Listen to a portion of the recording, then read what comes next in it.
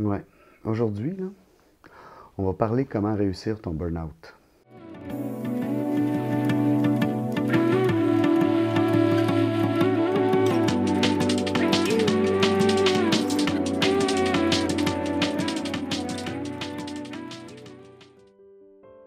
La vie, c'est difficile, on le sait. On a juste à voir la vie dans laquelle on vit, la pression qu'on subit au bureau, la pression qu'on subit dans notre famille, la pression qu'on subit intérieure dans notre vie, le stress omniprésent, la performance qu'on nous demande toujours et qu'on exige comme étant la norme, fait que chaque personne donne le maximum qu'il peut, mais sans jamais avoir de temps pour se reposer ou pour régénérer ses forces. Et à un moment donné, arrive dans notre vie une situation, un signe noir, un événement imprévu qui vient frapper de plein fouet nos croyances sur la vie, nos capacités, nos limites, nos frontières, tout est bouleversé. Et puis, on tombe dans ce qu'on appelle une dépression. Et puis, si c'est lié au travail, on tombe dans un burn-out. J'ai passé à travers ça.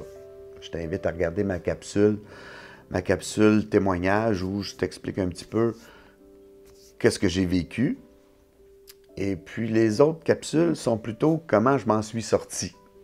Parce que oui, on peut s'en sortir, oui, la plupart d'entre nous vont s'en sortir, bien que présentement au Québec, 30% de ceux qui ont été déclarés en burn-out ou en dépression prennent encore des antidépresseurs.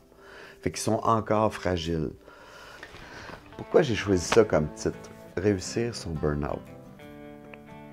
C'est parce que pour la plupart des gens, un burn-out, c'est un constat d'échec.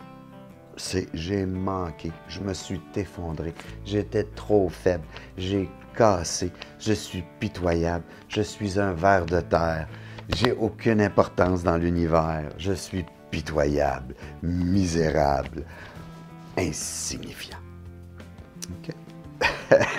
C'est ce qui peut passer. En fait, c'est ce qui m'a passé un peu pas mal dans ma période, dans ma période à laquelle j'étais quand j'étais aux prises avec mon burn-out puis que j'arrivais pas à voir le bout de mon tunnel. Et puis, ce que j'aimerais partager avec toi, c'est le chemin que j'ai utilisé pour pouvoir faire que ce burn-out-là, non seulement ne me casse plus, mais que je puisse m'en servir comme un outil pour continuer à grandir.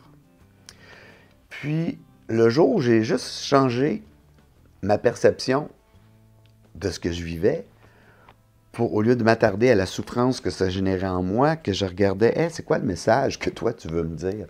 Qu'est-ce qui va mal dans ma vie à ce point qui fait qu'à l'intérieur de moi, ça me fragilise?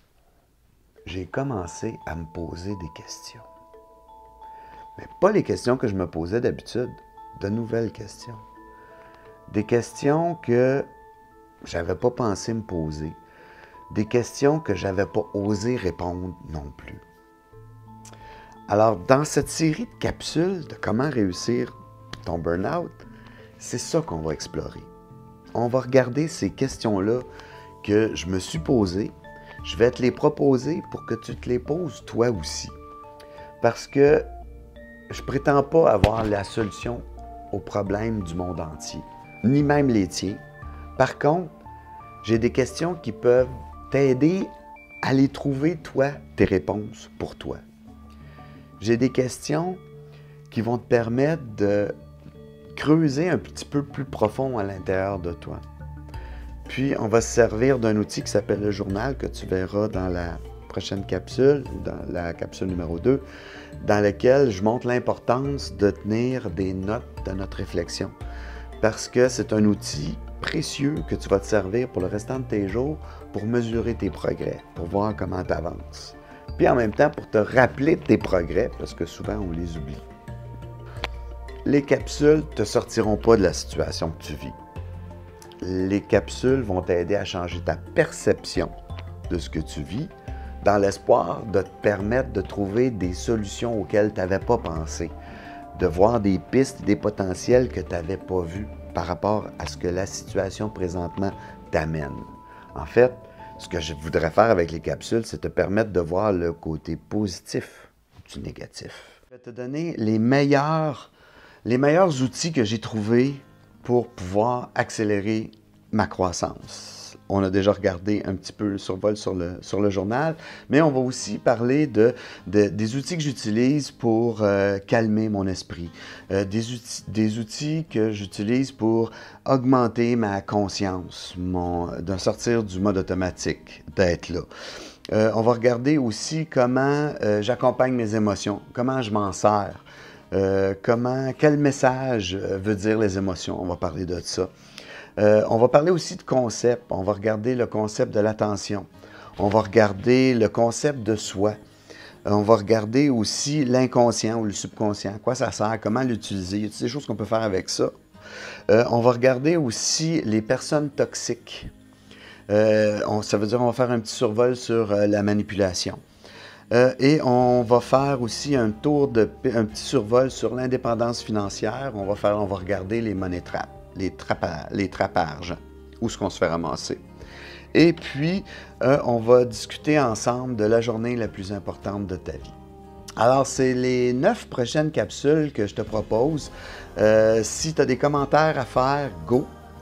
Mets tes commentaires, ça va me faire plaisir. Si tu as des questions, mets tes questions, ça va me faire plaisir d'y répondre. Alors sur ce, je te souhaite un bon visionnement, puis merci d'être là, puis j'espère que les outils que je vais te donner, l'information que je vais te donner, ça va t'aider à aller à sortir un petit peu plus facilement de la souffrance. Alors, je t'attends dans mes capsules. Ciao!